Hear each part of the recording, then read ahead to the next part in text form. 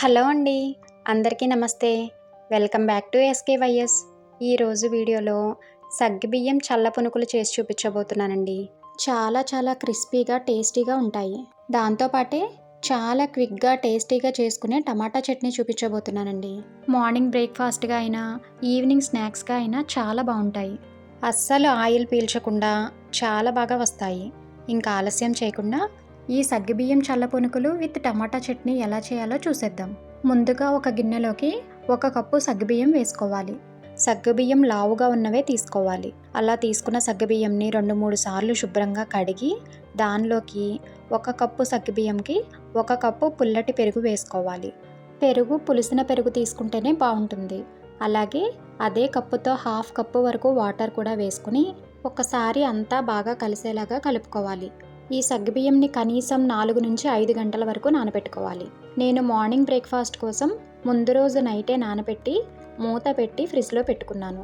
Next day morning మూత తీసి check చేస్తే సగ్గుబియ్యంని పట్టుకుని నలిపితే మెత్తగా నానిపోయి ఉంటాయి. ఇలా మెత్తగా అయ్యేంత వరకు నానబెట్టుకోవాలి. ఇలా నానిపోయిన సగ్గుబియ్యంని పక్కన పెట్టుకుని ముందుగా టమాటో చట్నీ ప్రాసెస్ ఏంటో చూద్దాం.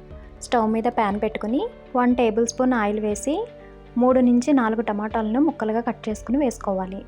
దానిలో కొన్ని ఉల్లిపాయ ముక్కలు, 5-6 ఎండుమిర్చి, 3 వెల్లుల్లి రెబ్బలు, కొంచెం చింతపండు, కొద్దిగా కొత్తిమీరను కూడా వేసుకుని ఒక్కసారి బాగా కలిపి మూత పెట్టి టమాటా ముక్కలు మెత్తగా అయ్యేంత వరకు మగ్గించుకోవాలి. ఫ్లేమ్ని మీడియం టు లో ఫ్లేమ్లోకి అడ్జస్ట్ చేసుకుంటూ మధ్యలో కలుపుకుంటూ టమాటా ముక్కలు మెత్తగా అయ్యేంత వరకు మగ్గించుకోవాలి. ఇక్కడ చూపిస్తున్నట్లుగా టమాటా ముక్కలు మెత్తగా మగ్గిపోయిన తర్వాత స్టవ్ ఆఫ్ చేసి పూర్తిగా చల్లారనివ్వాలి. పూర్తిగా చల్లారిపోయిన తర్వాత ఆ టమాటా మిశ్రమాన్ని అంతా మిక్సీ గిన్నెలోకి వేసుకోవాలి. తర్వాత 1 స్పూన్ జీలకర్ర, తగినంత ఉప్పు వేసుకుని మెత్తగా మిక్సీ పట్టుకుని తీసుకోవాలి. అలా మిక్సీ పట్టుకున్న చట్నీని ఒక గిన్నెలోకి వేసి దానిలో పోపు వేసి కలుపుకోవాలి. 1 స్పూన్ ఆయిల్లో ఆవాలు, జీలకర్ర, మినపప్పు, శనగపప్పు, కరివేపాకు వేసుకుని తాలింపు వేసుకుని ఆ తాలింపుని చట్నీలో వేసి కలుపుకుంటే చాలా టేస్టీగా ఉండే టమాటో చట్నీ రెడీ అయిపోయినట్లే. ఈ చట్నీ ఏ టిఫిన్స్లోకైనా బాగుంటుంది. ఇప్పుడు పునుకుల ప్రాసెస్ చూద్దాం. ఏ కప్పుతో అయితే సగ్గుబియ్యం నానబెట్టుకున్నామో అదే కప్పుతో 3/4 కప్పు వరకు బియ్యం పిండి తీసుకోవాలి. మిగిలిన పావు కప్పులో గోధుమ పిండితో ఫిల్ చేసుకోవాలి. నేను తీసుకున్న గిన్నెలోకి 3 స్పూన్ల గోధుమ పిండి పట్టింది. అలా పిండితో ఫిల్ చేసుకుని ఆ గిన్నెని పక్కన పెట్టుకోవాలి.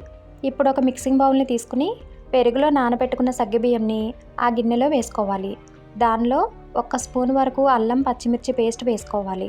అలాగే సన్నగా తరిగిన కరివేపాకు, సన్నగా కట్ చేసిన కొత్తిమీరను కూడా వేసుకోవాలి.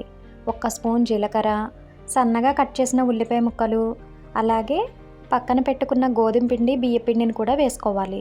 తర్వాత తగినంత ఉప్పు వేసుకుని అన్నీ బాగా కలిసేలాగా కలుపుకోవాలి. ఇక్కడ తీసుకున్న ఇంగ్రీడియంట్స్ అన్నీ కరెక్ట్గా తీసుకుంటే వాటర్ ఏమీ వేయకుండానే పునుకులు వేసుకోవడానికి కరెక్ట్ కన్సిస్టెన్సీ వస్తుంది. సగ్గుబియ్యంను కూడా పుల్లటి పెరుగులో నానబెట్టుకున్నట్లయితే వంట సోడా వేయకపోయినా సరే చాలా గుల్లగా వస్తాయి. ఇక్కడ పిండి కన్సిస్టెన్సీ అనేది లూజ్గా ఉందని ఎక్కువ బియ్యం పిండి వేస్తే పునుకులు గట్టిగా వస్తాయి. అలాగే పిండి గట్టిగా ఉందని వాటర్ వేసినట్లయితే పునుకులు ఆయిల్ పీల్చేస్తాయి. కాబట్టి పిండి మరీ గట్టిగా కాకుండా లూజ్గా కాకుండా ఇక్కడ చూపిస్తున్న కన్సిస్టెన్సీ ఉంటే సరిపోతుంది. ఇలా పిండిని బాగా కలిపి పక్కన పెట్టి స్టవ్ మీద డీప్ ఫ్రై కోసం ఆయిల్ పెట్టుకోవాలి. ఆయిల్ బాగా వేడెక్కిన తర్వాత ఫ్లేమ్ని మీడియంకి అడ్జస్ట్ చేసుకుని పిండిని కొంచెం తీసుకుని పునుకులు వేసుకోవాలి. పునుకులు బాగా పెద్దవిగా కాకుండా చిన్నవిగా వేసుకుంటే లోపల వరకు బాగా ఉడుకుతాయి. అలాగే పైనంతా క్రిస్పీగా చాలా బాగా వస్తాయి. పునుకులు వేసిన వెంటనే కదపకుండా కొంచెం వేగిన తర్వాత కదుపుకోవాలి. సగ్గుబియ్యం జిగురుగా ఉంటుంది కాబట్టి పునుకులు వేసినప్పుడు ఏమైనా అతుక్కున్నట్లయితే పునుకులు కొంచెం వేగాక గరిటెతో మధ్యలో ప్రెస్ చేస్తే ఈజీగా విడిపోతాయి. ఈ పునుకుల్ని ముందుగా బాగా వేడి చేసిన ఆయిల్లో వేసుకోవాలి. అలాగే మీడియం ఫ్లేమ్లో పెట్టి మాత్రమే వేయించుకోవాలి. అలా వేయించుకుంటేనే పునుకులు అస్సలు ఆయిల్ పీల్చకుండా చాలా క్రిస్పీగా కూడా వస్తాయి. పునుకులు అనేవి లైట్ క్రిస్పీగా సాఫ్ట్గా రావాలనుకుంటే లైట్ గోల్డెన్ కలర్ వచ్చాక తీసేసుకుంటే సరిపోతుంది. బాగా క్రిస్పీగా రావాలనుకుంటే ఇక్కడ చూపిస్తున్నట్లు ఈ కలర్ వచ్చేంత వరకు వేయించుకుంటే సరిపోతుంది. ఇలాగే మిగిలిన పిండంతా వేసుకోవాలి. ఇలా వేయించుకున్న పునుకుల్ని ఆయిల్లోంచి తీసి ఒక ప్లేట్లోకి వేసుకొని ముందుగా చేసిన టమాటా చట్నీలోకి డిప్ చేసుకుని తింటే చాలా చాలా టేస్టీగా ఉంటాయి. తప్పకుండా ట్రై చేయండి. మీరు కూడా ఇలా ఒకసారి ట్రై చేసి టేస్ట్ చేసి మీకెలా వచ్చాయో కమెంట్ చేయడం మాత్రం మర్చిపోవద్దు. వీడియో నచ్చితే లైక్ చేసి మీ ఫ్యామిలీ అండ్ ఫ్రెండ్స్కి షేర్ చేయండి. అలాగే కొత్తగా ఎవరైనా మన ఛానల్ని చూస్తుంటే సబ్స్క్రైబ్ చేసుకోండి. Thank you.